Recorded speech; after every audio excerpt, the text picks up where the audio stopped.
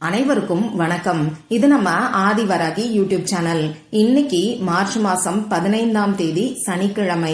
அது மட்டும் இல்லாம பங்குனி மாசத்தோட முதல் நாள். இந்த நாள்ல அற்புதமான 2 சேர்க்கைகள் நமக்கு இருக்கு. இப்படிப்பட்ட சிறப்பு வாய்ந்த நாள்ல இப்ப நான் சொல்ல போற இலை உங்களுக்கு கிடைச்சா தவற விடாதீங்க. இன்னைக்கு நைட்டுக்குள்ள இப்ப நான் சொல்ற முறைப்படி இந்த பரிகாரத்தை நீங்க செஞ்சு பாருங்க. நிச்சயமா தினமுமே பணம் உங்களை தேடி வர்றதுக்கான வாய்ப்புகள் உங்களுக்கு ஏற்படும். நல்ல ஒரு பணவரவை ஏற்படுத்தி கொடுக்கக்கூடிய சக்தி வாய்ந்த பரிகாரத்தை தான் இப்ப நாம தெரிஞ்சுக்க போறோம். வாங்க, இது என்ன பரிகாரம், யாரெல்லாம் செய்யலாம், எந்த நேரத்துல செய்யணும்னு இப்ப நாம தெரிஞ்சுக்கலாம். இதுவரைக்கும் நம்ம சேனலை சப்ஸ்கிரைப் பண்ணாம பாத்துக்கிட்டு இருக்கீங்கன்னா மறக்காம சப்ஸ்கிரைப் பண்ணிக்கோங்க. பக்கத்துல இருக்கக்கூடிய பெல் ஐகானையும் பிரஸ் பண்ணிக்கிட்டீங்கன்னா அடுத்தடுத்து நான் போடக்கூடிய சிறப்பான பதிவுகளை நீங்க மிஸ் பண்ணாம தெரிஞ்சுக்க முடியும். இன்னைக்கு நமக்கு சனிக்கிழமை. இந்த சனிக்கிழமை பெருமாளோட வழிபாட்டுக்கு உகந்த நாள். அடுத்ததா இன்னைக்கு நமக்கு பங்குனி மாசத்தோட முதல் நாள். நான் தொடர்ந்து ஒவ்வொரு பதிவுகள்லையும் உங்களுக்கு சொல்லிக்கிட்டு இருக்கேன். மாசத்தோட முதல் நாள் நமக்கு ரொம்ப ரொம்ப முக்கியமானது. வருஷத்தோட முதல் நாள் எந்த அளவுக்கு முக்கியமானதா இருக்கோ அதே மாதிரி ஒவ்வொரு மாசத்தோட முதல் நாளும் நமக்கு முக்கியமானது.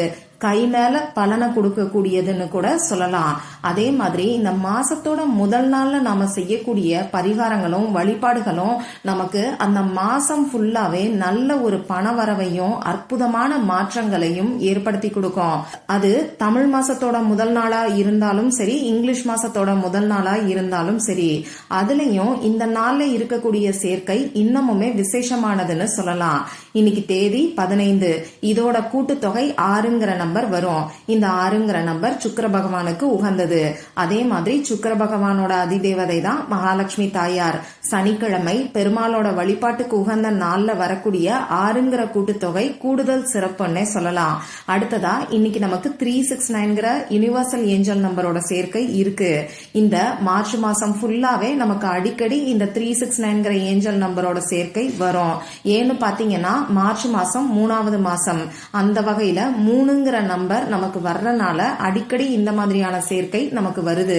இந்த மாதிரியான நாட்கள் மேனிஃபெஸ்டேஷன் செய்யறதுக்கு ஏற்ற நாள்.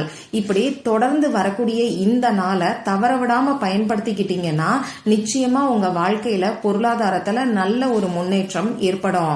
சரி, இப்போ இந்த 369ங்கிற சேர்க்கை எப்படி வருதுன்னு நான் உங்களுக்கு சொல்றேன். இன்னைக்கு நமக்கு மார்ச் மாசம், அதாவது 3வது மாசம். அடுத்ததா இன்னைக்கு தேதி 15. இதோட கூட்டுத்தொகை 6. இந்த வருஷம் 2025. இதோட கூட்டுத்தொகை நமக்கு 9ங்கிற நம்பர் வரும். அந்த வகையில 369ங்கிற ஏஞ்சல் நம்பரோட சேர்க்கை இன்னைக்கு நமக்கு இருக்கு. இப்படிப்பட்ட சிறப்பு வாய்ந்த நாள்ல செய்ய வேண்டிய பரிகாரங்களை பத்தி தொடர்ந்து நம்ம சேனல்ல நான் உங்களுக்கு பதிவுகளை கொடுத்துக்கிட்டு இருக்கேன். இன்னைக்கு வரக்கூடிய ஒரு குறிப்பிட்ட ஒரு நிமிஷத்தை பத்தி முதல் வீடியோல நான் உங்களுக்கு சொல்லியிருக்கேன். இந்த ஒரு நிமிஷத்துல இந்த வார்த்தைய சொல்லிட்டு இந்த ஒரு பொருளை நிலைவாசல்ல நீங்க ஊதி விட்டாலே போதும்னு சொல்லி அற்புதமான ஒரு பரிகாரத்தை பத்தி அந்த வீடியோல நான் உங்களுக்கு சொல்லியிருக்கேன். அடுத்ததா 2வது வீடியோல சர்க்கரைய வச்சு செய்ய வேண்டிய பணவசியத்துக்கான பரிகாரத்தை பத்தி நான் உங்களுக்கு சொல்லியிருக்கேன். இந்த பங்குனி மாசம் ஃபுல்லாவே கட்டுக்கட்டா பணம் சேரும்னு ஒரு அதிசக்தி வாய்ந்த பரிகாரத்தை 2வது வீடியோல சொல்லியிருக்கேன். அடுத்ததா 3வது வீடியோல 10 ரூபாய் நோட்டை வச்சு செய்ய வேண்டிய அற்புதமான ஒரு பரிகாரத்தை பத்தி நான் உங்களுக்கு சொல்லியிருக்கேன். இந்த பங்குனி மாசம் ஃபுல்லாவே நல்ல ஒரு பணவரவு ஏற்படணும்னு நினைக்கிறவங்க இந்த 10 ரூபாய் பரிகாரத்தை தவறாம ட்ரை பண்ணி பாருங்க.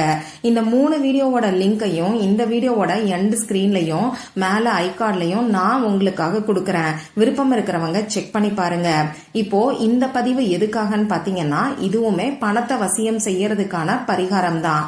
இந்த வீடியோல பூஜை இல்லாத, வழிபாடு இல்லாத பரிகாரத்தை தான் நான் உங்களுக்கு சொல்ல போறேன்.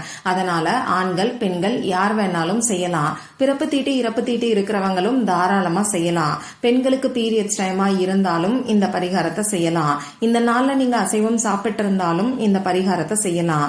இந்த பரிகாரத்தை பொறுத்தளவுக்கு நீங்க உங்க வீட்டுல இருந்து மட்டும்தான் செய்யணும். மத்தபடி நமக்கு வேற எந்த விதமான கட்டுப்பாடுகளும் கிடையாது.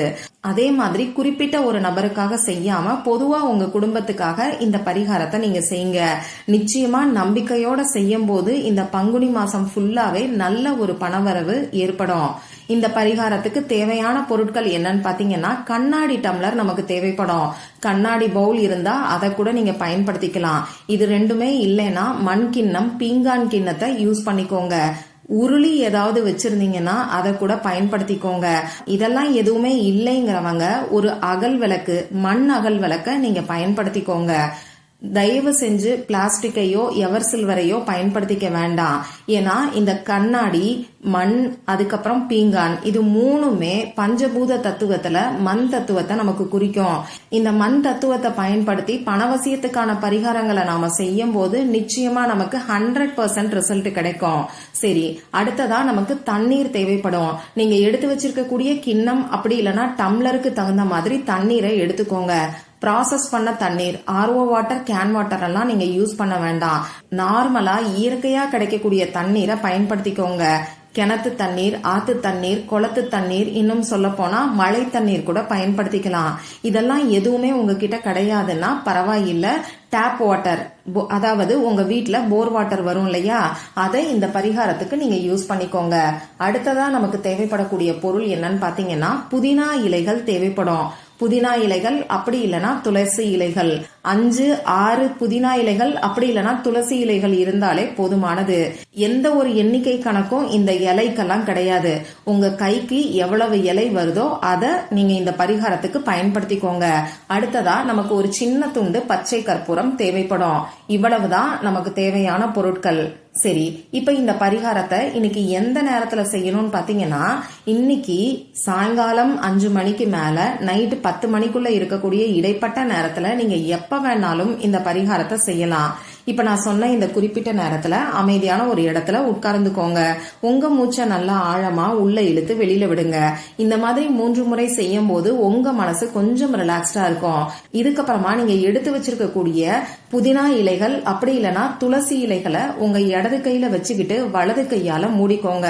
இப்போ உங்க குலதெய்வத்துக்கிட்டையும் மகாலட்சுமி தாயார் கிட்டையும் பெருமாள் கிட்டையும் பணவரவு அதிகரிக்கணும்னு சொல்லி பிரார்த்தனை செஞ்சுக்கோங்க.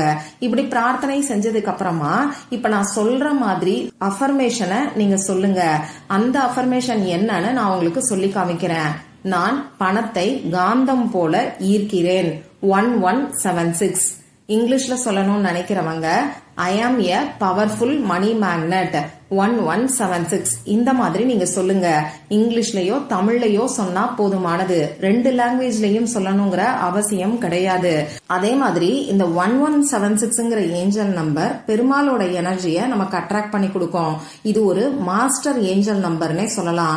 இந்த ஏஞ்சல் நம்பரை பயன்படுத்தி நாம செய்யக்கூடிய பரிகாரங்களுக்கு கை மேல பலன் நமக்கு கிடைக்கும்.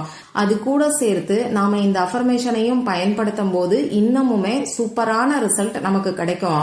உங்க கையில புதினா இலைகள் அப்படி இல்லைன்னா துளசி இலைகளை வச்சுக்கிட்டு இப்ப நான் சொன்ன மாதிரி அஃபர்மேஷனை குறைஞ்சது ஒரு 5 நிமிஷம் நீங்க சொல்லுங்க. இதுக்கப்புறமா நீங்க எடுத்து வச்சிருக்கக்கூடிய கண்ணாடி டம்ளர் அப்படி இல்லைன்னா கண்ணாடி பவுல், பீங்கான் கிண்ணம், அகல் விளக்கு, இதுல இந்த இலைகளை சேர்த்துக்கோங்க. இது கூட ஒரு டம்ளர் தண்ணீரையும் ஃபில் பண்ணிக்கோங்க. அதே மாதிரி ஒரு சின்ன துண்டு பச்சை கற்பூரத்தையும் நீங்க சேர்த்துக்கோங்க. இத உங்க வீட்டுல ஹால்ல வச்சிருங்க. மத்தவங்க பார்க்கக்கூடிய இடத்துல வச்சாலும் எந்த ஒரு தவறும் கிடையாது. இந்த தண்ணீர் அப்படியே இருக்கட்டும். இந்த புதினா இலைகள் கிளைமேட்டை பொறுத்து 2-3 நாள்ல வாடி போக ஆரம்பிக்கும். அப்படி இல்லைன்னா கொஞ்சம் அழுகி போகிறதுக்கு ஆரம்பிக்கும். அந்த ஸ்டேஜ்ல இந்த இலைகளை எடுத்து கால்படாத இடத்துல தூக்கி போட்டுருங்க. அந்த தண்ணீரை ஏதாவது ஒரு செடிக்கோ மரத்துக்கோ நீங்க ஊத்தி விட்டுருங்க. அஃபர்மேஷன் சொல்லி புதினா இலைகளை நாம எனர்ஜைஸ் பண்ணி அதை தண்ணீர்ல சேர்க்கும் போது பஞ்சபூத தத்துவத்துல ஒரு தத்துவமான இந்த தண்ணீர் பல மடங்கு பணத்தை நமக்கு ஈர்த்து கொடுக்கும். அதனால மாசத்தோட முதல் நாள்ல இந்த பரிகாரத்தை மறக்காம ட்ரை பண்ணி பாருங்க. மற்றும் ஒரு பயனுள்ள பதிவுல நாம சந்திக்கலாம். நன்றி.